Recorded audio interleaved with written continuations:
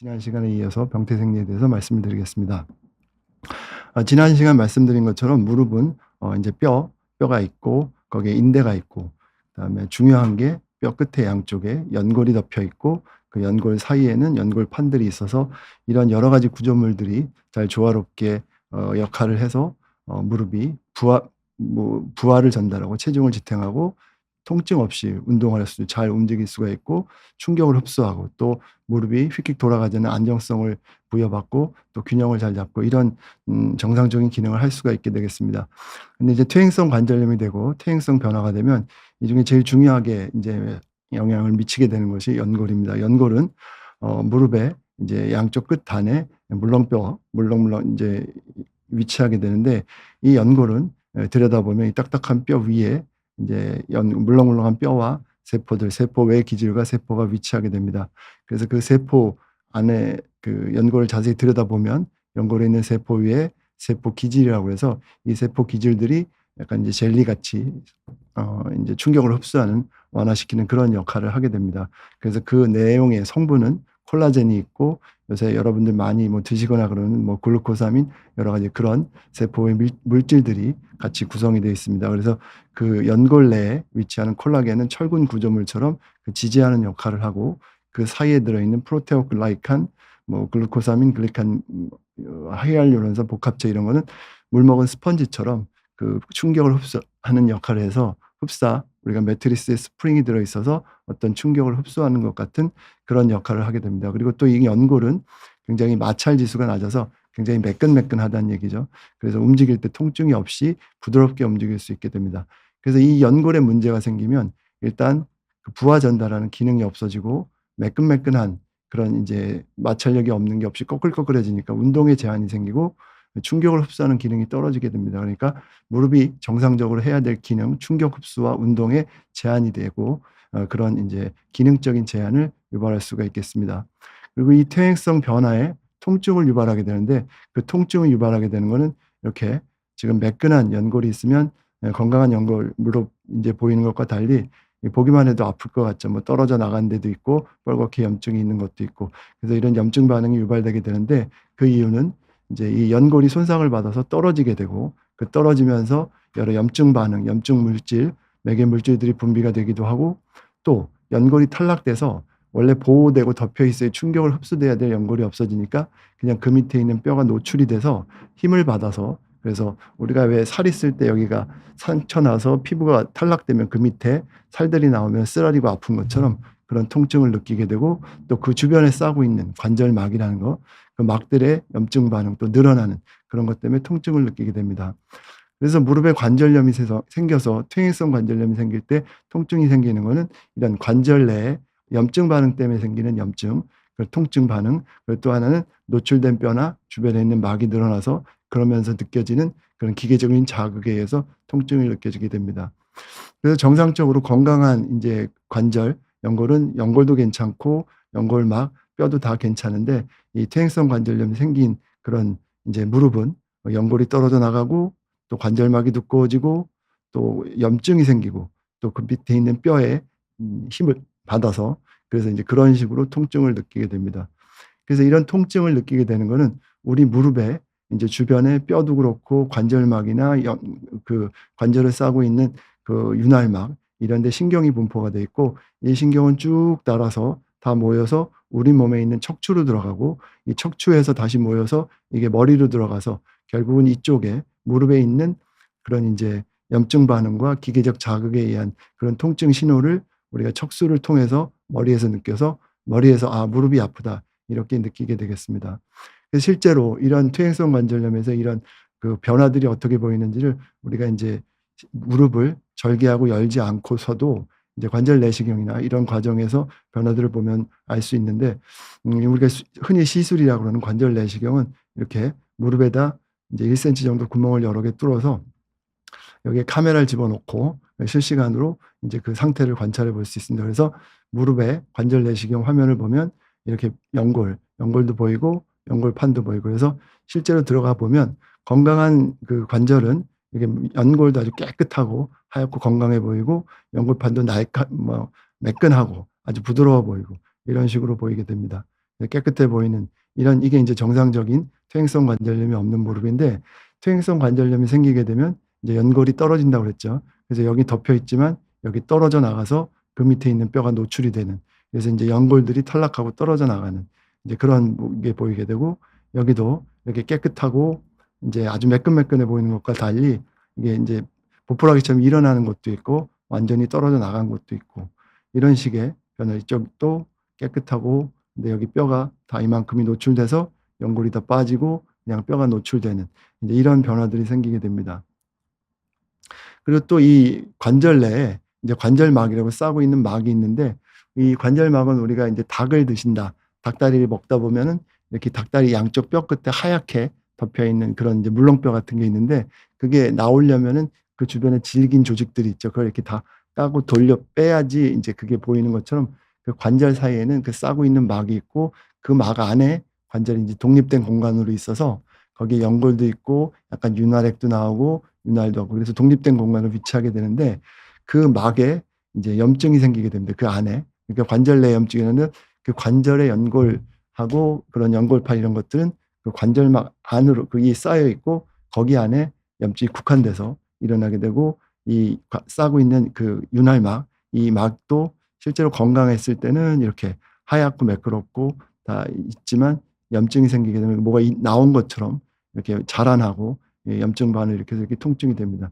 이건 이제 어깨인데 이제 뭐 어깨도 마찬가지로 무릎에 적절한 사진이 없어서 어깨를 보여드리는데 이렇게 매끈하고 하얗고 부드러워야 될 조직에 뻘겋게 이거 보기만 해도 아프겠죠. 염증 반응이 있어서 이렇게 염증이 생기게 되면 그럼 통증을 유발하게 됩니다. 그래서 이런 우리가 통증을 느끼는 거는 통증 어떤 부위에 신경이 위치돼 있고 그 신경이 어떤 통증 자극을 받아야지 그게 척수신경, 머리, 뇌로 연결이 돼서 느끼게 되는데 이 무릎에는 이 관절 싸고 있는 막이나 뼈 이런 데 이제 신경이 위치하게 돼서 그래서 관절 내 염증이 있을 때는 윤활막이나 이런 데 있는 그런 이제 그 신경들이 자극을 받아서 통증을 느끼고 또 기계적 자극, 이제 노출된 물렁뼈가 떨어져 나가서 노출된 뼈에서 힘을 받아서 느끼는 통증이나 연골판 일부가 찢어져서 느끼는 건 기계적 자극으로 이제 그런 자극을 받아서 통증을 느끼게 됩니다. 근데 이제 중요한 것 중에 하나는 이 연골 자체에는 신경이 분포되어 있지 않기 때문에 연골이 떨어져 나가고 마모가 되고 어떤 문제가 생겨도 그 자체로는 통증을 느끼지 않습니다. 그래서 2차적으로 떨어진 연골이 어떤 이제 관절 내 염증 반응을 자극을 하거나 노출된 뼈가 이제 거기에 자극을 받았을 때 그때 통증을 느끼게 됩니다. 그래서 관절염 하면 이제 무릎 관절염 통증이 주로 기능도 떨어지면 통증이 주로 문제가 되는데 기능이 떨어지는 건 내가 안 쓰면 되지만 통증이 있는 건 자다가도 뭐 아파서 깨고 그런 문제가 있으니까 관절 내 염증이 있는데 이게 왜 생기고 그럼 관절 내 염증이 생겨서 통증이 있는 게 무조건 나쁜가 거기에 대해서 좀 알아보겠습니다. 정상적인 무릎은 이제 매끈하고 아무 염증 반응 없이 잘 작동을 하는데 퇴행성 관절염이 생긴 무릎은 그 안에 뭐 연골도 떨어지고 물질도 염증 물질도 생기고 그래서 관절 내 염증이 발생하게 됩니다.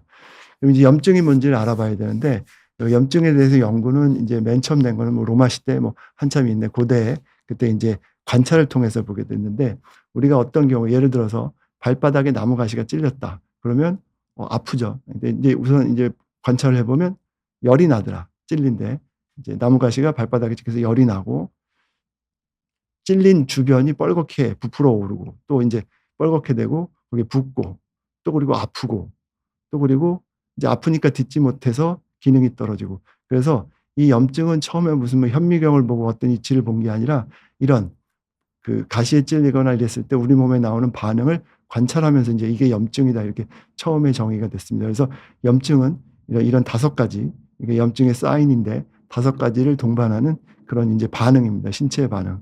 근데 이 염증 반응은 나쁜 건 아니고 이게 인제 우리 몸에서 이롭게 하기 위해서 어떤 손상이나 어떤 인제 그런 게 있을 때 우리 몸을 치유하기 위해서 생기는 반응인데 예를 들어서 이게 발바닥이고 인제 나뭇가시가 찔렸다 그러면 이제 손상이 나온 거죠. 찔린 부분은 인제 우리가 치료를 해야 되는데 이 나뭇가시를 뽑았다. 그럼 이제 뽑은 데에 치료가 돼야 되니까 그냥 싹 붙는 게 아니라 이게 치유하기 위해서 이 손상받은 주변에서 염증 물질이 나옵니다. 이 염증 물질이 나와서 일단 뻘겋게 되고 이 뻘겋게 되는 거는 이 염증 물질이 나와서 혈관을 확장시키고 혈관을 확장시키면 이 피 속에 혈류 이 혈관인데 혈관 안에 들어있던 평상시에는 그냥 혈관 안에만 들어있던 이 세포들이 이 혈관에 이제 투과성이 증가돼서 이 세포들이 염증 세포들이 밖으로 나와서 손상받은 부분 쪽으로 가게 됩니다. 그래서 손상받은 부분으로 가서 이제 그 부분을 이제 치유하게 되는 과정이 되는 거죠. 그래서 이게 이제 손상을 받으면 피가 나서 그 부분을 굳게 하고 또 이제 주변에 있는 그 혈관에서 염증 세포를 동원해서 그 이제 손상받은 부분을 치유를 하고 그다음에 이런 과정이 되는 거예요.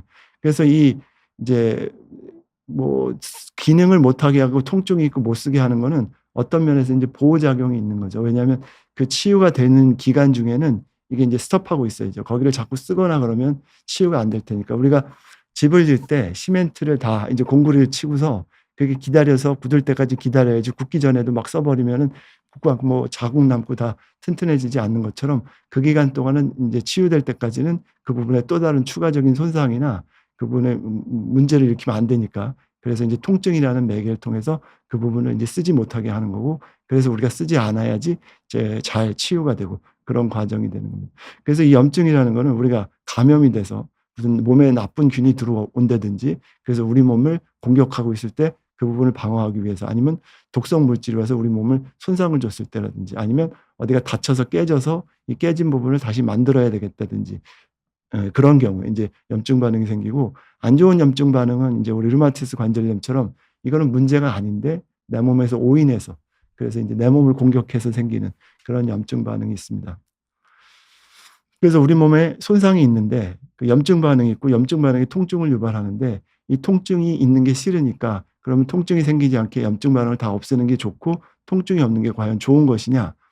퇴행성 관절염이 있으니까 진통제를 먹고 통증이 없게 만드는 게 무조건 치료의 선이냐? 꼭 그렇지는 않은 게, 통증이 없고 염증이 없어지면 그럼 이 사용 제한도 아니고 막 쓰게 되면 치유가 제대로 일어나지 않을 수가 있습니다. 그래서 지금 보기에 좀 징그러운 사진인데, 이거는 지금 우리가 나병이라고 그러는, 문둥병이라는 나병. 나병은 신경이 손상을 받아서 우리가 어떤 이제 통증이나 이런 걸 느끼지를 못하죠.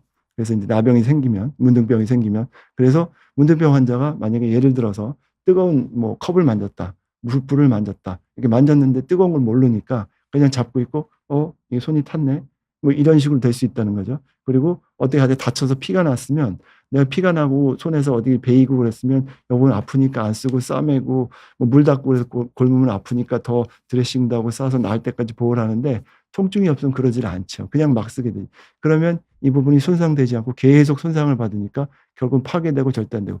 그래서 이런 통증은 무조건 없거나 무시하는 게 좋은 건 아닙니다. 끔찍한 사진인데 이건 당뇨족이죠. 당뇨 환자에서 당뇨족이 무서운 이유 중에 하나는 혈당이 높아서 혈당이 여러 가지 조직에 이제 안 좋은 영향을 미칠 때 우리가 신경에도 영향을 미쳐서 신경을 손상을 줘서 발이나 말단에 있는 신경들이 기능을 못해서 통증을 모르는 거예요. 그래서 당뇨족이 있는 분들이 다니다가 어디 밟았어요. 상처가 났어요. 통증이 있는지 몰라요. 상처 난지도 몰라요. 퉁퉁 붓고 뭐 그러는데 또 다니고 막 다니. 그러면 이제 그럴 경우에 이제 치유가 안 되니까 이제 괴사되고, 그래서 문제가 되죠. 그래서 우리가 염증이라는 게 건강한 염증은 우리 조직의 손상이나 이런 데에 치유하기 위해서 적절하게 반응이 되고, 되게 급성 염증이나 이런 게 있을 때는 조직의 치유를 위해서 꼭 필요한 거고, 이게 손상을 받고 통증이 있고 치유가 되면 통증도 없어지고 붓기나 발적 다 없어지고 건강한 조직으로 돌아가게 되고, 이거는 굉장히 우리 몸에 보호하기에는 굉장히 좋은 반응인데, 과다한 염증이 생기고 염증 반응이 손상이 있는데 그게 손상이 제대로 치유되지 않고 계속 그 손상이 반복이 되고 치유되지 않고 아는 상태에서 반복이 되고 그런 만성 염증이 되고, 이거는 이제 퇴행성 관절염, 계속적으로 치유 없이 증상만 계속되는, 그러니까 이건 안 좋은 만성 염증으로 가게 되는 겁니다.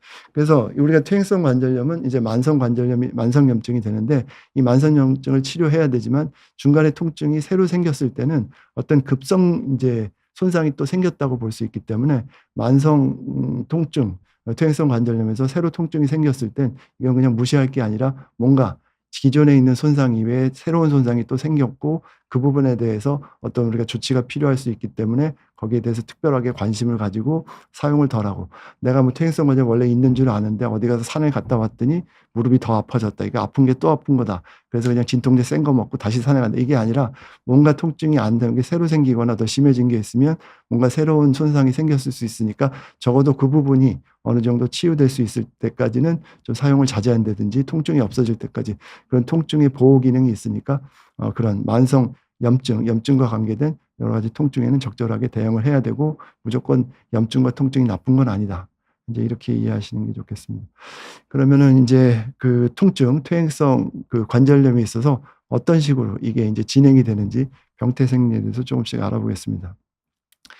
퇴행성 관절염이 진행이 되는 거는 우리가 이제 손상하고 이제 그다음에 이제 재생, 치유 이 관점에서 봐야 될 수 있는데, 우리 몸은 살아가면서 계속 쓰기 때문에 어느 뭐 사용하면서 이 한 번 만들어서 끝까지 가는 게 아니라 계속 살면서 어느 손상도 생기고 아니면 닳아지기도 하고, 그래서 살아있는 사람 몸은 내가 사용하면서 손상받거나 오래된 것들은 흡수하고 새로운 것을 다시 대체하고, 이런 기능이 계속 반복되게 되고, 그래야 정상적으로 살아있는 사람이 인제 그 기능을 유지하고 건강을 영위할 수가 있게 되겠습니다. 그래서 손상이 생길 수밖에 없죠. 우리가 걸어 다니고 활동을 하고 쓰면 무릎에 어느 정도 부담이 있고, 부담이 있어서 새로 만들어진 여러 가지 연골이 있다 그러면 그 연골에 어느 정도 힘을 받았으면 새 연골로 교체해 주고 흡수하고, 이런 과정들이 계속 일어나야 되는데, 이 손상하고 재생이 어느 정도 밸런스를 맞아서 이 정도 손상에 이 정도 재생, 치유가 일어나면 그게 다 적절하게 유지가 되는데, 손상은 큰데 재생이 되지 않고, 그런 경우는 인제 이게 재생되지 않고 손상이 있고 안 좋은 상태, 질이 떨어지는 상태로 유지가 되니까 그게 인제 퇴행성 관절염이 되는 겁니다. 우리가 다리, 무릎 관절을 타이어에 비해서 생각을 해 보면, 우리가 타이어가 잘 쓰기 위해서는 잘 굴러가야 되는데 쓰다 보면 마모가 생기죠. 근데 마모가 되는데 이 마모가 정상적으로 인제 어느 정도 몇 킬로를 달리면은 어느 정도 마모가 된다, 이런 게 있지만, 이 타이어의 질이 안 좋아서, 고무가 안 좋아서 아주 안 좋은 거다 그러면 10 킬로 가서 인제 달아져야 될 게 한 1 킬로 가서도 달아서 못 쓰게 되고, 그러는 경우도 있을 수 있습니다. 이제 그런 경우가 인제 비유를 하자면 퇴행성 관절염하고 관계 있을 수도 있고, 그리고 우리가 다니다 보면 이 타이어에서 뭐 빵꾸가 나기도 하죠. 근데 앞정이 바뀌거나 이런 거는 옆에 보는 것처럼 그냥 간단하게 수리해서 이제 치유가 돼서 그래서 다시 쓸 수가 있는데, 옆에 타이어 옆에 이 부분이 인제 찢어지거나 그래서 거기는 인제 이렇게 떼올 수가 없죠. 그럴 땐 타이어를 갈아야 되고. 그래서 타이어에 어떤 손상이 조그맣게 있어도 그냥 수리해서 쓸 수 있는 것도 있고, 수리가 안 돼서 갈아야 되는 것도 있고, 그래서 우리가 이렇게 무릎 관절을 인제 일상생활에 건강하게 쓸 때 마모가 되기 쉬운 컨디션이 되거나, 아니면은 이렇게 손상을 받았는데 이 손상이 치유가 되지 않을 정도로 큰 문제가 되고 인제 원칙적으로 치유가 되지 않는다. 그러면 이게 퇴행성 관절염으로 가게 되는 겁니다. 그래서 우리가 무릎 관절에서 볼 때는 마모되기 쉬운, 마모되는 게 인제 그 연골이 조금 닳아지거나 조금만 써도 금방 손상을 입거나 그러기 쉬운 환경이 되는 거, 그리고 또 인제 외상, 인제 어떤 외상이 있으면 그 외상이 인제 그 치유가 안 되는 외상이 있다든지, 아니면 이런 재생이 되는 능력이 떨어지는, 인제 정상적으로 일어나야 될 그런 것들이 인제 이런 그 우리 퇴행성 관절염에서 주요하게 봐야 될 그런 인제 병태 생리가 되겠습니다. 그래서 이걸 정리를 해 보면 이게 인제 좀 이제 복잡한 그림인데, 이게 지금 AI에다가 "이런 내용을 보기 쉽게 정리를 해 달라." 그러고 인제 주문을 해서 나온 그림입니다. 근데 설명을 잘 해 주긴 했는데 굉장히 복잡하게 많은 내용을 줘서, 이게 인제 어느 정도 지식이 있는 사람들이 보면은 '이게 잘 정리를 했네.' 이렇게 되지만, 그냥 그 비전문가 입장에서 보면은 좀 어렵죠. 근데 이제 어려운 내용은 아니고 제가 요거를 하나하나 보면서 인제 설명을 드릴 텐데, 이 전체적인 복합적인 병태 생리, 무릎 인제 관절염에 생기는 그 병적인 변화는 그 가장 중심에 연골의 질이 떨어진다. 그래서 인제 주변에 여러 가지 인제 마모되기도 쉽고 재생도 잘 안 되고, 그래서 인제 주변에 여러 가지 염증 반응을 유발하게 된다. 그래서 중요한 거는 연골의 질이다. 이게 인제 이 병태 생리의 핵심이 되겠습니다. 그래서 이 연골은 인제 여기 보면은 밑에 있는 뼈가 있고, 그 뼈 위에 이렇게 층으로 얇게 덮여 있는데 그 안에는 세포도 있고, 세포에서 만들어낸 여러 가지 물질들, 푹신푹신하게 할 수 있는 그런 물질들이 있는데, 이 물질들은 뭐 프로테오글라이칸, 뭐 콘드로이친, 뭐 이런 물질들이 요 안에 위치하게 되고, 이런 인제 정상적으로 있어야 될 건강한 인제 연골에서는 이런 콜라겐이나 프로테오글라이칸 세포의 기질들이 다 푹신푹신하게 잘 유지돼 있고 두께도 있고 어느 정도 쓰고 나면 다시 채워지기도 하고 이런데 이 퇴행성 관절염에서는 이게 절대적인 양도 적고 만들어내지도 않는다는 거예요. 그러니까 그렇게 되면 연골이 좀 얇아지겠죠. 그리고 조금만 힘이 가도 좀 떨어지거나 이렇게 되기 쉽고 그래서 연골의 질 자체가 퇴행성 관절염에서는 떨어져 있다. 이런 얘기고 그리고 또 하나는 이제 그 연골 아까 보면은 세포의 기질도 있지만 그 안에 세포도 조그만 것들이 들어있다고 그러는데 이 세포들이 결국은 일을 해서 세포의 기질 옆에 이제 있는 그런 물질들을 만들어내는데 이 세포들도 이제 비실비실하다는 거예요. 그래서 만들어내거나 아니면 좀 재생시키거나 이런 기능들이 떨어져서 이런 것들을 잘 하지 못한다는 거예요. 그래서 우리가 퇴행성 관절염 있을 때 이제 병원에 가서 사진을 찍어 보면 엑스레이 찍고 되게 이제 무릎 관절염, 퇴행성 관절염을 보게 되는데 그 사진을 보고 의사 선생님들이 여기 뭐 간격이 좁아요. 이거 보고 뭐 연골이 닳아졌어요. 여기가 좁아요. 이제 이런 식으로 말을 하죠. 그래서 이제 그게 이제 이 그 연골의 질이 안 좋다는 것과 어떤 식으로 연관돼서 얘기를 하는 거냐면 이게 무릎 이제 연골도 있고 연골판도 있죠. 그래서 이건 보기 쉽게 이게 무릎을 떨어뜨려 놓은 거고 실제 서 있으면 이게 다 닿아 있으니까 이런 식으로 이제 뼈가 있고 연골이 덮여 있고 그다음에 이제 그 밑에 연골판이 중간에 들어 있고 이런 식의 모양을 보입니다. 그래서 이걸 엑스레이 찍을 때처럼 이제 보면 이게 단면 잘린 것처럼 보이니까 이렇게 보시면 엑스레이 보이는 뼈는 요렇게 여기 요렇게가 이제 뼈가 이제 엑스레이에서 보이는 게 되고 그 끝에 덮여 있는 연골이 이렇게 얇지만 요건 엑스레이에서 보이지는 않으니까 엑스레이 찍으면 이게 빈 공간으로 보이고 연골판도 이제 물렁뼈로 되어 있는데 중간에 껴 있지만 엑스레이에서는 안 보여요. 그러니까 이제 여기 중간이 이렇게 비어 보이고 이제 정상적으로 엑스레이 찍으면 이렇게 뼈가 있고 이 물렁 연골과 연골판이 들어 있는 그 공간에 이렇게 떨어져 있게 보이고 그래서 이제 이걸 보면은 거기 뭐 눈으로 직접 보지 않아도 제대로 적당한 두께가 있네요. 이렇게 얘기를 하는데 퇴행성 관절염이 되면 여기 보시는 것처럼 주로 이제 안쪽에 많이 생기는데 여기는 이거에 비해서 간격이 훨씬 좁죠. 그러니까 이제 거기에 그 안쪽에 있는 연골이 이제 그 질이 안 좋아서 이제 얇아져 있기도 하고 연골판이 찢어지기도 하고 떨어지기도 하고 그래서 이 공간이 좁아지고 그래서 이제 퇴행성 관절염은 이제 이런 식으로 엑스레이를 보이게 된다는 얘기입니다. 그래서 이게 이제 MRI 실제 찍어 보면 여기 이제 이 아까 그분 여기 보이는 거의 MRI인데 여기 보면 여기 하얗게 비어 있죠. 반대쪽은 이렇게 검게 연골이 이렇게 덮여 있고 연골판도 있는데 여기 연골판도 없고 하얀 건 이게 빈 공간이에요. 그래서 여기 덮여 있어야 연골이 다 떨어져 가서 없어서 그냥 뼈가 노출된. 그래서 이렇게 보이니까 엑스레이만 봐도 이럴 거다 우리가 알고 이제 그거를 이제 관절염이 있는 무릎이다. 이렇게 우리가 판단할 수 있는 겁니다. 그래서 이렇게 연골이 이제 덮여 있어서 충격도 흡수해야 되고 그러는데 이게 이제 탈락이 돼서 노출이 되면 우리가 다니거나 해서 힘을 받으니까 이 뼈에 이제 이상한 하중이 가니까 이제 뼈가 변해. 이제 뼈에 구멍이 뚫리기도 하고 뼈가 이제 튼튼해져야 되니까 더 하얗게 더 딱딱한 뼈로 바뀌기도 하고 그리고 또 주변에는 이렇게 이상한 데 뼈를 만들어요. 이게 뭐 그러니까 제대로 안 하는 거예요. 그러니까 이렇게 해야 되는데 이게 막 정신없이 하니까 뭐 이상한 데 뼈를 만들고 그런 식으로 되는 거예요. 그래서 여기 이렇게 보면 정상적으로 이렇게 여기서 끝나야 될 때 CT를 찍어보면 이렇게 뼈가 이렇게 생겨나서 옆으로 삐식삐식 가시처럼 이렇게 자라나게 돼요. 이 퇴행성 관절염 3단계에서 보이는 그런 이제 모습들인데 이런 식의 변화가 생기는 거죠. 근데 이게 또 안 좋은 이유는 그냥 옆으로 뼈가 튀어나오는 게 뭐가 문제가 있을까 그러지만 이게 요 밖에 보면 MRI에서 보면 이게 인대인데 인대를 밖으로 밀어요. 그래서 원래 여기서부터 여기까지 가야 되는 인대가 있는데 밀어지니까 더 길어지죠. 근데 더 밀리니까 이게 더 타이트해지죠. 그러면 이제 뭐 약간 뭐 옷자다리로 갈 수도 있어요. 안쪽이 타이트해지니까. 그리고 또 이게 좀 타이트해지면 그러면 이제 무릎을 구부리고 피거나 그럴 때 인대가 이제 어느 정도 있을 때 이게 구축되고 주면은 무릎의 움직임에 관절 구부리고 피는데도 제한이 생길 수 있겠죠. 이제 이런 변화들이 생기고 또 이런 염증이 이제 심하게 되면 염증 물질들이 자극을 하니까 이 싸고 있는 막에서 이제 염증 반응이 심하게 일어나고 염증 반응의 일환으로 물도 생기고 그래서 이제 우리 관절에 물이 차죠. 염증 반응이 생겨서 관절 내 염증 때문에 물이 차서 이렇게 생겼다는 거예요. 그래서 MRI 찍으면 이렇게 물이 있고 정리를 해보면 이제 퇴행성 관절염이 정상 관절하고 다르게 보이는 거는 이제 이 연골의 질이 안 좋고 그 연골의 질이 안 좋아서 뭐 손상이 또 나기도 하고 주변에 있는 뼈나 관절낭이나 이런 데 영향을 미쳐서 지속적으로 염증 반응을 일으키고 그게 또 만성 염증으로 가고 이렇게 계속 안 좋아진다는 그런 변화라는 겁니다. 그리고 또 하나는 이제 손상이 있을 때 어떤 이제 이거는 이제 질이 떨어지는 걸 좀 아까 얘기 드렸는데 또 하나 이제 손상이 가는 거예요. 손상이 이제 어느 정도 깊이에 가느냐. 이제 심하게 손상이 가면 이제 재생이 안 되는 경우가 있고 살짝 얇게 손상이 가면 가는 경우가 있어요.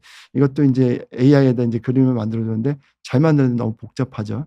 그래서 이거를 이제 다시 쉽게 말씀을 드리면 연골이 아까 이제 뼈가 있고 덮여 있는 걸 이제 모식도로 보여준 거예요. 그래서 여기는 이제 이 전층이 있을 때 손상이 요 정도까지만 있으면 여기 이제 뼈 밑에까지 가지 않으면 여기 밑에 그냥 일종의 이제 줄기세포처럼 있는 것들이 있어서 요게 이제 쫙 자라오려고 그래서 여기가 어느 정도 메꿔지고 이제 치유가 되는데 손상이 가서 파이고 뭐 그래도 여기까지 이 밑에까지 이제 손상이 돼서 여기 세포들이 다 없어져 버리면 같이 날아가 버리면 여기는 올라가서 재생할 게 없으니까 이건 재생이 안 되고 그냥 떨어진 채로 그냥 남아서 그냥 그대로 갑니다.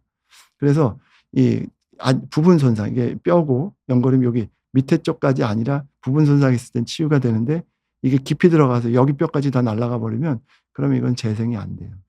그래서 이제 뭐 손상이 있고 재생이 되는데 이 손상이 커서 재생이 되지 않으면 그 부분이 계속 남아서 제대로 된 기능을 못 하고 염증 반응을 많이 일으키게 된다. 그래서 지금 보시는 것처럼 건강한 관절이 아니라 이렇게 떨어져 나가고 염증이 이렇게 계속 기계적으로 문제가 있는 그런 치유가 안 되는 그런 퇴행성 관절염에서는 관절 내 염증과 기계적인 자극 이런 것 때문에 통증도 같이 이제 유발이 되겠습니다. 그래서 이제 주로 이제 연골에서 이제 많이 질이 떨어져서 마모가 되거나 아니면 이제 외상이 되거나 노화가 되거나 이런 것들이 이제 결국 병태 생리의 주요 문제가 될 텐데 우리가 이제 병태 생리를 봐서 퇴행성 관절염은 이런 모양을 보이고 정상인 거와 다르게 이렇게 보였다 그러면 이렇게 다르게 보이게 되는 원인들이 있을 거예요. 그래서 이제 퇴행성 관절염이 아프게 되고 문제가 생기는 거를 이렇게 들여다봤더니 이런 변화들이 있었고 이게 안 됐어. 그럼 그런 문제들을 일으키게 되는 요인이 뭔지 더 나쁘게 만드는 거. 마모가 잘 되게 있고 그게 질이 떨어지게 만드는 이유는 뭘까? 그리고 그렇게 깊게 손상을 자주 드는 이유가 뭘까? 그리고 연골세포들이 이렇게 노화가 되는 이유가 뭘까? 그리고 어떤 게 그걸 더 이제 악화시킬까? 그걸 우리가 알게 되면 그 이제 기여 요인, 기여 인자, 리스크 팩터 뭐 그런 거라고 그러는데 그런 게 어떤 건지를 알면 우리가 이제 반대로 그런 것들을 안 하거나 그런 것들을 돌릴 수 있는 게 되면 그게 퇴행성 관절염에 있는 상태를 아닌 상태로 만들어 주는 게 되니까 그런 요인들을 찾아보는 게 또 중요하고 그 요인들을 찾아서 이제 그걸 바꿔주는 게 결국은 치료가 되는 거예요.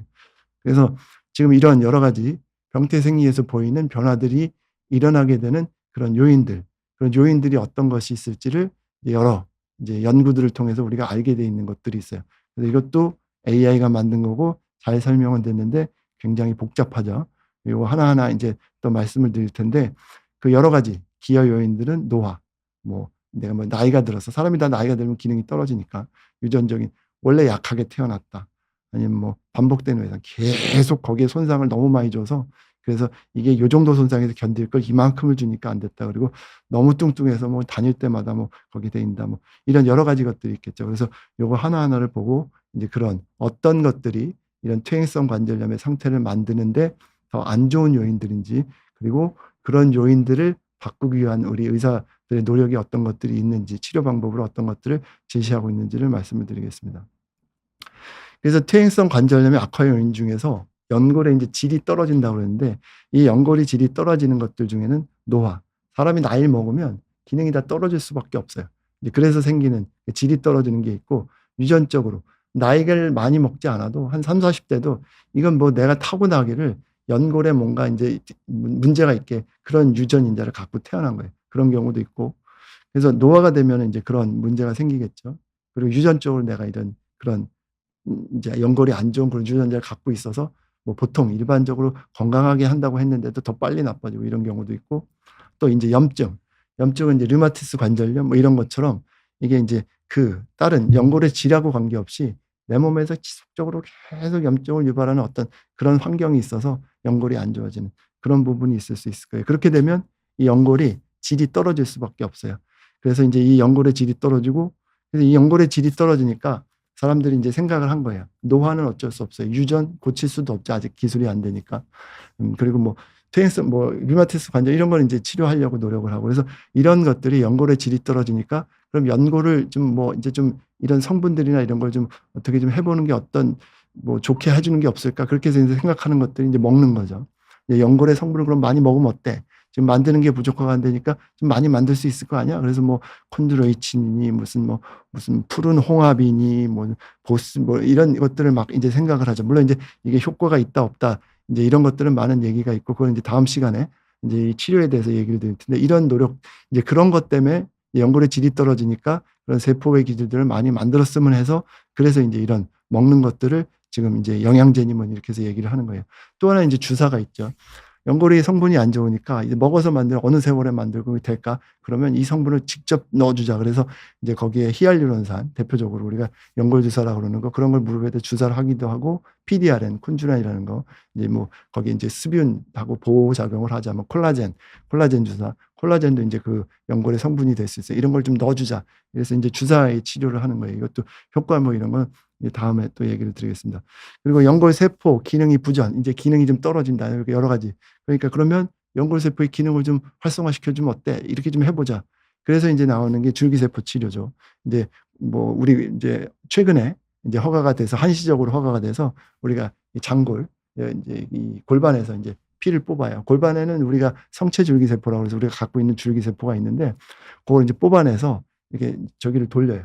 이제 센트리퓨지라고 해서 이렇게 확 돌려서 내면 층이 분리가 돼서 이게 이제 뭐 그 줄기세포가 많을 거라고 생각되는 층을 이렇게 뽑아서 그걸 이제 무릎에다 주사를 해주는 거죠. 그래서 그런 세포의 기능을 좀 이렇게 좀 이제 보완해 주면 어떨까 이런 게 있고 이제 요새 이제 또 최근에 또 이것도 얼마 전에 승인이 된 거 PRP 주사라는 거 이거는 이제 우리 몸에서 피를 뽑아서 이것도 센트리퓨지 이렇게 돌리면 층이 분리가 되는데 혈소판 뭐 어때 그런데 이제 어떤 이제 물질이 있어요. 이제 사이토카인 뭐 이러는데 어떤 성장인자 이런 게 있어서 그걸 무릎에 넣어주면 이 성장인자가 세포들을 이렇게 다 이제 끌어들이고 뭐 이렇게 하고 활성화시키고 그래서 그런 식으로 해서 이 떨어진 연골 세포의 기능을 올려보면 어떨까. 이런 아이디어로 이런 치료 방법들이 이제 제시가 되고 그런 아이디어들이 나오게 되는 겁니다.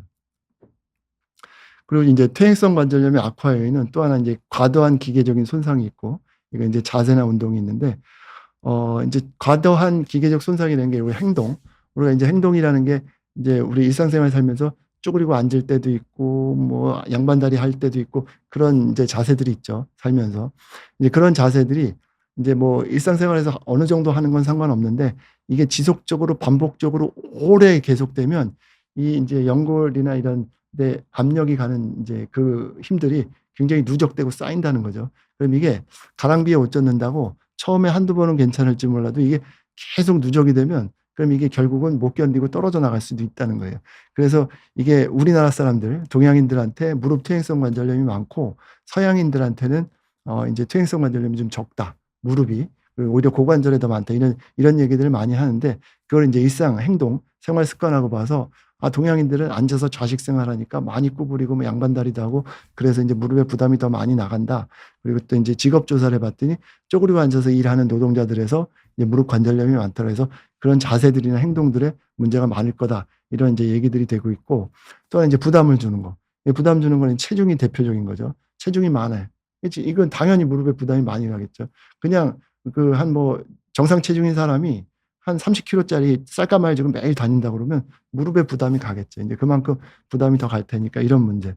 또 다리가 인제 휘어 있거나 그러면 체중이 제대로 똑바로 가지 못하니까 인제 이런 문제들이 되는데 이렇게 무릎을 꿇고 앉거나 이렇게 과도하게 구부린 자세가 되면 이 압력이 인제 무릎 관절에 많이 가게 됩니다. 그래서 이게 뭐 우리가 이제 무릎을 구부리고 물체를 들거나 그러면 폈을 때보다 근육 힘이 땡기거나 그래서 계단을 오르내리거나 이럴 때도 무릎에 힘이 많이 갑니다. 그래서 무릎을 이렇게 구부리고 피거나 이런 동작에서 이제 힘이 많이 들어가고 그래서 인제 무릎 앞쪽에 있는 뼈에 같이 부하가 많이 걸려서 이런 동작들이 문제가 된다.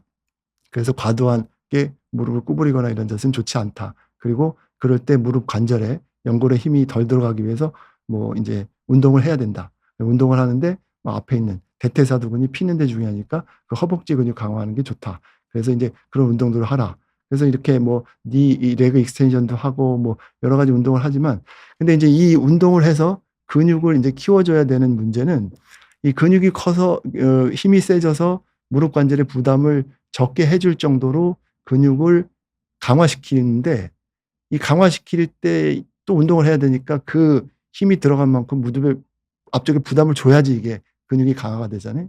그런 걸 너무 과하게 되면 이게 이제 주객이 전도된다고 무릎을 좋으라고 하는데 근육 운동을 한다고 해서 무릎을 더 혹사하게 되면 관절을 더 망치게 되는 그런 문제가 생기는 거예요. 그래서 이게 그 어떤 힘을 내서 근육을 이제 힘이 많이 들어가서 단련을 할 때 이 근육에 힘 들어가는 것 못지않게 이게 이제 지난 시간에 이제 설명드린 이제 거에 보면은 이 앞에 슬개골이 왜 생겨 있고 근육의 힘을 이제 좀 부담을 적게 하고 효율적으로 하게 해 줬는데 이게 많이 들어가는 대신 힘이 인제 조금 덜 들어가는 대신에 이 앞쪽에 이 지렛대 논리에서 이 앞뒤 슬개골하고 대퇴골 여기 관절에 굉장히 부담이 많이 가고 이것 때문에 연골연화증, 연골이 안 좋아질 수 이렇게 설명하는데 이런 문제가 또 생길 수 있는 거예요. 그래서 운동을 하거나 그럴 때도 이 연골에 어떤 부담이 되는지도 봐야 되고 어떤 자세나 인제 무분별한 운동 이런 것들은 관절에 더 안 좋은 인제 그 악화시킬 수 있는 요인으로 작용할 수가 있습니다. 비만은 이건 너무나도 당연한 얘기죠. 인제 뭐 계속 부하가 많이 걸릴 테니까. 그리고 이 부하는 일상생활의 모든 보통 운동이나 뭐 일하거나 그런 게 아니라 이 내가 영위한 모든 일상생활에 무릎의 부하가 서 있는 동안 계속 가는 거기 때문에 계속 부담이 되죠. 근데 이게 뭐 체중이 많아서 안 좋지만 뭐 정상 체중에서 쪼끔 더 나갔다고 그런 게 아니라 이제 여기서 보시면 이쪽은 인제 무릎에 퇴행성 관절염이 생길 위험도가 올라가는 정도를 표시한 거고 여기는 BMI는 인제 신 뭐 체중 이제 지수 그 체질량 지수를 보는 건데 이제 이거는 인제 뭐 수치로 나오는데 이게 어느 정도까지는 별로 크게 문제를 안 일으키고 어느 정도 이상에서 크게 인제 올라간다는 거예요. 그래서 우리가 체질량 지수를 한 뭐 23 까지를 인제 뭐 정상으로 보고 23 서부터 뭐 25 까지를 과체중, 25를 비만으로 보고 뭐 30 이면 고도 비만 이렇게 보는데 실제로 이렇게 많이 퇴행성 관절염을 많이 유발하는 거는 인제 고도 비만, 체질량 지수가 30 이상이 될 때 그때 인제 퇴행성 관절염이 많이 발생을 한다고 그러는데 그래서 여기 사진 보시면 이 퇴행성 관절염 이 엑스레이 보면은 이게 뼈도 튀어나와 있고 좁아져 있고 이게 한 3 기 이상 되고 뭐 보기에 따라서 4 기까지도 볼 수 있는데 이게 40대 후반 여자거든요. 50대 초반 여자. 근데 인제 50대 초반 여자가 벌써 뭐 나이 65 환갑다 이게 무슨 왜 이렇게 됐어 이렇게 보면 이 사진 찍어 보면 이게 인제 전장 찍은 사진인데 이게 보면 여기 보이죠? 이 허벅지가 이렇게 두껍고 이게 배예요, 이게 배. 배가 잡혀서 이게 겹쳐 보이는 거예요. 체중이 엄청나게 많이 이게 체중이 이제 어느 정도 너무 고도 비만이 되면 퇴행성 관절염이 인제 더 빨리 진행이 되고 그래서 인제 된다. 그래서 체중, 비만도 인제 문제가 된다. 그래서 인제 비만이 그러면 어느 정도가 문제가 되는 거냐? 이렇게 봐서 그냥 체질량 지수 이렇게 얘기하면 잘 아시기 힘드실 테니까 인제 얘기 보면 한 155 센티 정도 된다. 그러면 이제 55 킬로 미만이면 정상인 거예요. 55 킬로부터 과체중인데 73 이러면 이제 고도 비만이에요. 그럼 이때부터는 퇴행성 관절염 인제 부담이 굉장히 커지는 거고 내 키가 165 다. 그러면 62 킬로 정도 넘어가면 이제 과체중이 되는 거고 82 킬로가 됐다. 그럼 이거는 고도 비만이에요. 이러면 관절염이 있으니까 요거는 나중에 보시다가 인제 유튜브 봤다 그러면 이거 정지해 놓으시고 내가 체중이 어느 정도 되는지 고도 비만인지 보시고 그렇게 하는 것도 도움이 되실 것 같아요.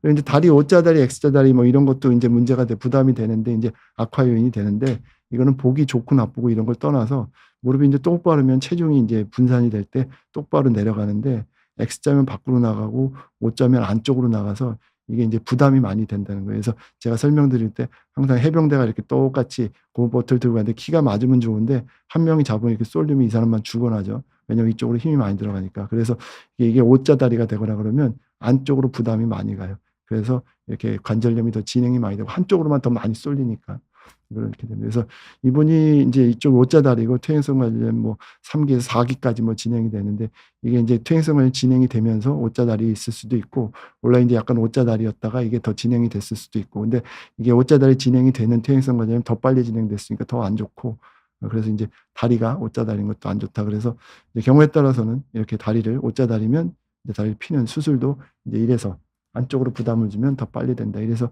다리를 피는 수술도 우리가 인제 이런 방법으로 위험 요인을 제거하자 그래서 치료 방법으로 제시를 하고 있습니다. 또 이제 악화 요인에 직접 가해지는 손상, 인제 연골에 직접 손상이 가해지는 경우가 있어요. 그래서 외상 연골판인데 이런 게 있는데 연골판이라는 거는 인제 무릎에 뼈하고 뼈, 연골 사이에 들어 있어서 인제 완충 역할도 하고 윤활 역할도 하고 이제 딱 맞게 역할을 하는데 그래서 인제 충격을 인제 같이 이제 분산하는 역할도 하지만 이게 서로 닿아 있기 때문에 연골판이 찢어지거나 뭐 아니면 어떤 이런 이제 그 같이 체중 부하를 분산하는 충격을 흡수하는 역할이 연골판에서 떨어지게 되면 연골이 더 부하를 많이 받게 돼서 이제 더 이제 마모가 쉽게 되고 손상을 많이 받게 되는 경우가 있습니다. 또 인대 같은 경우는 무릎에 이제 움직이지 않게 불안정성을 이렇게 잡아주는데 인대 손상이 있으면은 무릎이 덜렁덜렁 이렇게 불안정하게 막 움직이겠죠. 그러면서 손상을 받으면 우리 왜 이제 시끄러운 차 볼트 이제 잘 조여놓지 않고 뭐 다니면은 처음엔 소리 조금 나지만 나중에 고장 나죠. 계속 다다다다 움직이면 다 문제되듯이. 그래서 인대는 불안정성, 그래서 이제 그런 계속적인 충격이 가기 때문에 문제가 되고, 골절이 어떻게 심하게 생기면 이게 치유가 안 되니까 또 이제 직접적으로 문제가 될 수 있습니다. 그래서 연골은 이렇게 연골판은 이렇게 뼈하고 뼈 사이에 들어가서 이렇게 완충력하고 이렇게 잘 이렇게 맞아져 있는데, 이게 이제 연골이 이제 어떻게 찢어지는 경우 이렇게 보면 이게 매끈하지 않겠죠. 이게 닿아서 움직이는데 여기 조금 뜯어지고 뭐 요 정도야 뭐 그럴 수 있지만, 이게 하루에 뭐 몇천 번씩 계속 몇만 번씩 이렇게 계속 움직이고 그런 거라 그러면 이게 우리고 닿을 때 이게 닿게 되니까 여기 보이는 것처럼 찢어진 연골판이 이게 닿는 부분 계속 이게 구부리고 보면 이게 왔다 갔다 이렇게 할 텐데, 여기 데이니까 이게 여기 연골이 떨어지고 이게 계속 손상을 받게 될 수 있습니다. 그리고 여기 보면 여기도 이제 연골판이 여기가 찢어졌는데 보면 구부리고 필 때 이렇게 움직일 때 닿아지는 여기 보면 연골이 손상을 받았죠. 연골판이 찢어져서 퇴행성 변화에 의해서 이게 매끄럽지 않게 되거나 뭐 이렇게 될 경우에는 이 연골에도 영향을 미칠 수 있고, 뭐 연골이 떨어졌으면 또 연골이 울퉁불퉁하면 연골판이 찢어지기도 하고 서로 상호관계로 연골판도 이런 문제가 생길 수 있다는 겁니다. 그리고 또 하나 이제 충격을 흡수하는 역할이 있는데, 이런 이제 무릎에 봤을 때 이걸 띄고 나면 이제 연골판이 이렇게 보일 때 여기가 이제 뜯어지는 경우가 있어요. 여기가 뜯어지게 되면은 이게 연골이 이렇게 충격을 흡수하는 역할을 하지만 이렇게 푹 퍼지게 돼서, 그래서 이 그 보호하는 역할이 떨어지게 되는데, 그러면 이제 이 보호하는 역할이 이 뼈에 괴사가 생기는 경우가 있습니다. 자주 동반돼서. 그래서 MRI를 찍어 보면 이 뼈가 하얗게 뭐 부전골절이라고도 하고 이제 뭐 괴사다 이렇게 표현하기도 하는데, 이제 이렇게 연골판이 떨어졌는데 뼈가 이렇게 뭐 물론 이제 다른 원인도 있는데 같이 동반되는 경우가 많아서 그런 충격 때문에 그럴 거라고 생각도 하기도 하는데, 이런 이제 그 뭐 허옇게 되고 이제 뭐 심각해 보이죠? 여기 보면 이제 이렇게 뼈도 그런 괴사가 생기면 떨어지고 그래서 모양이 이게 변형이 돼서 울퉁불퉁해지고, 그래서 이렇게 되면은 이거는 재생이 안 되니까 아파서 이제 인공관절을 해야 되고 이렇게 되는 경우가 있고, 그래서 이 연골판이 떨어지는 경우는 주로 이제 할머니 어르신들이 이제 되게 계단이나 이제 무슨 버스나 이런 데서 내려갈 때 이렇게 다리 짚고선 뒤에서 뜨끔 했다 그러고 이제 오금이 아프다 그러고서 오시는 경우가 많은데, 그러면서 이제 끊어지는 경우가 비교적 많고 그때 같이 동반되는 경우가 있습니다. 그래서 이런 연골판이 부드럽지 않아서 문제가 생기는 경우가 있기 때문에 그런 경우에 이제 내시경 수술 많이 하죠. 그렇게 해서 문제가 될 때 뭐 시술한다 그러는 거. 그래서 이런 그런 자극을 주지 말자. 적어도 꿰매서 부드럽게 뭐 재생시킬 수는 없어도 부드럽게 만들어서 적어도 마찰되지는 않게 하자. 그리고 뜯어졌으면 경우에 따라서는 꿰매자. 이런 치료들을 그렇게 해서 하기도 합니다. 또 하나 이제 골절이 문제가 되는데, 이 사람은 이제 40대 초반, 30대 후반 남자인데 스키 타다가 이제 무릎을 다쳐서 왔어요. 앞에서 보면은 별로 이제 그렇게 많이 부러진 것 같지는 않은데 옆에서 보면 이렇게 되죠. 그래서 엑스레이는 앞에서 옆에서 좌우에서 많이 찍어봐야 돼. 그래야지 이제 제대로 알 수 있으니까. 여기 보면 부러져서 위로 가고 막 그랬죠. 엑스레이 찍으면 됐지 뭐 CT 찍어 뭐 그래서 보면 다 보이는데 또 검사를 더 할 필요가 있어, 이런 경우 있는데, 이런 경우 CT 보면 여기 그냥 보이는 게 아니라 이 뼈가 여기 있는 게 부러서 밑으로 막 떨어지고 밑으로 깨지고 막 안에 껴 있어요. 이게 난리 났죠. 그냥 여기저기 끊어지고 안으로 내려가고 심하게 골절된 거고, 이런 거는 엑스레이에서 잘 안 보이고 CT로 보여요. 치료는 어쨌든 뭐 잘 맞춰서 하면 됩니다. 그래서 이렇게 맞춰서 판대고 뭐 여러 개 해서 잘 맞춰 놓으면 그래도 모양 비슷하게 뭐 잘 맞은 것처럼 모양 다 평평하게 맞은 것처럼 보이고, 그래서 잘 치유가 됐다라고 그러고, 지금 당장은 쓰는데 지장 없고 무릎 구부리고 피고 다 하고 별 문제 없이 잘 살고 있는데, 그래도 나중에 봤더니 여기 보니까 여기 물렁뼈를 원래 덮여 있어요. 하얗게 있죠. 이건 이제 물렁뼈가 이 부분은 없다는 얘기예요. 그러니까 뼈는 잘 붙었어도 이게 전층으로 손상이 된 거라서 물렁뼈는 재생이 안 됐다. 치유가 안 됐다. 그래서 여기 남아 있는 게 있고, 옆에서 쳐다봤을 때 여기 물렁뼈가 이렇게 덮여 있는데 여기는 이렇게 파여 있죠. 여기 이제 물렁뼈가 이제 손상이 있는 부분이 이제 매끄럽게 치유되지 않고 남아 있다라는 얘기고, 그래서 이런 부분들은 지금 기술로 아무리 재간을 부리고 치료해도 이제 잘 치유가 안 되고 손상이 있는 채로 남아 있고, 이 부분이 지금 남아 있으니까 장기적으로 보면 이 사람은 그 부분을 중심으로 해서 매끄럽지 않으니까 마찰이 되고, 그래서 점점 커지면서 퇴행성 과정을 더 빨리 갈 수 있는 그런 이제 상태가 되겠죠. 그리고 이제 이렇게 다 떨어져 나간 경우, 무릎에 이제 어떤 여기에서 내시경 본 건데 이렇게 뼈가 노출돼서 아까 전층으로 다 손상이 된 경우, 그런 경우는 이제 치유가 되지 않는데, 그 이유는 이제 이 연골이 이렇게 들여다보면 연골 이제 세포가 있고 뼈가 있다고 그랬죠. 층이 이렇게 덮여 있는데 혈액순환이 이 뼈까지밖에 돼 있질 않아요. 그래서 혈액순환이 돼 있지 않는 데는 재생이 되질 않습니다. 그래서 거기까지 다 손상이 된 데는 치유가 되질 않기 때문에 우리가 치료를 할 때 이런 연골 손상이 전층으로 된 부분은 그냥 약이나 주사로 하지는 않고 내시경을 하든 뭐라든지 해서 이 딱딱한 뼈를 뚫어서 여기에 혈액이 이렇게 나와서 치유될 수 있게 이렇게 구멍을 뚫어주는 내시경 수술을 하거나, 이렇게 열어서 구멍을 뼈에 뚫어서 저 안에 있는 뼈에서 나올 수 있게 그렇게 이제 구멍을 뚫어주는 걸 하거나, 아니면 뭐 우리 카티스템이라고 그러죠. 줄기세포를 이렇게 덮어서 치유할 수 있게, 아니면 치유가 안 되니까 안 쓰는 데서 이렇게 뼈를 떼다가 안에 채워주는 옷지라고 그러는 거, 이제 이식을 하든 이런 식의 치료 방법을 하게 됩니다. 또 하나는 이제 인대 손상인데, 인대는 이제 여러 가지, 지금 어르신들한테는 인대 손상이 생길 일이 별로 없죠. 왜냐하면 인대 손상은 이제 뼈가 튼튼하다는 전제 하에 생기는 건데, 이제 이런 인대가 손상되기 전에 뼈가 부러지는 경우가 더 많기 때문에 젊은 사람들한테 주로 많이 생기고, 그리고 어르신들한테 이제 문제가 되는 경우는 이제 내가 젊었을 때 이제 연골 모르는 사이에 무릎을 다쳤는데 그때 모르고 치유 안 하고 넘어갔는데 이제 봤더니 전방 십자인대가 파열이 됐었다. 그냥 뒀을 때 퇴행성 관절이 굉장히 심하게 진행이 되고 그런 경우도 많이 있습니다. 그래서 인대 손상은 우리가 중요한 인대는 무릎에 이제 옆에 안쪽, 바깥쪽에 인대가 있고 속에 전방, 후방 십자인대가 있고 이런 게 손상을 받는데, 실제로 30대 초반 이제 여자인데 이제 보면 처음에 전방 십자인대 손상이 있는데 수술을 잘못 받았어요. 잘못 받았다는 게 전방 십자인대 재건을 할 때 위치를 정확히 잡아서 해야 되는데 그거를 초심자가 했는지 잘못된 위치에 해서 그래서 기능이 없었어요. 그래서 재수술 받고 했는데 어렵게 재수술 받고 했는데 이미 그 손상 받고 그리고 또 잘못된 수술로 이미 많이 망가져 있는 그런 상황에서 이미 퇴행성 관절염이 많이 연골선이 진행이 됐죠. 그래서 이 사람은 30대 중반, 30대 초인데도 이제 이미 퇴행성 관절염이 이 인대가 불안정해서 손상을 지속적으로 받았기 때문에 진행이 돼서 관절 내시경을 보면 젊은 사람인데도 불구하고 여기 보면 물렁뼈가 이만큼이 다 떨어져 나간 게 보이고, 여기는 다 없죠. 여기 보면 이렇게 떨어져 나가고 여기도 떨어져 나가고, 그래서 이런 인대가 제대로 역할을 못할 때는 퇴행성 관절 연골 손상이 더 많이, 왜냐하면 잦은 손상이 계속 이제 가기 때문에 그렇게 될 수 있다는 거예요. 그래서 제대로 이런 이제 연골 인대 손상이나 이럴 때는 시술을 제대로 치료를 하는 게 바람직하다고 말씀드릴 수 있겠습니다.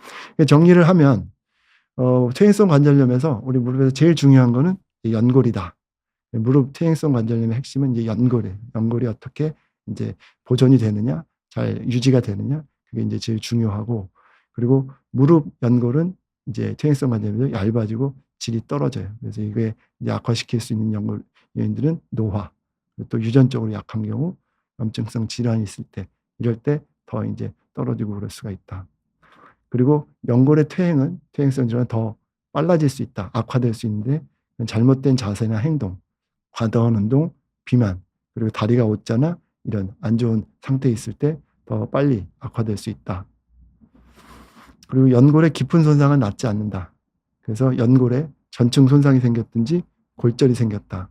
그리고 아까 무슨 괴사라고 그랬죠. 무슨 뼈에 괴사가 생겨 떨어져 나가고 그런 것들에 있어서는 이제 이게 재생이 되지 않는다. 그러니까 이제 이럴 때는 재생시킬 때는 수술적 방법을 생각을 해야 되고, 이렇게 깊은 손상이 있을 때 약이나 주사나 줄기세포만 그러니까 주사 맞는 거 이런 걸로는 낫지를 않는다.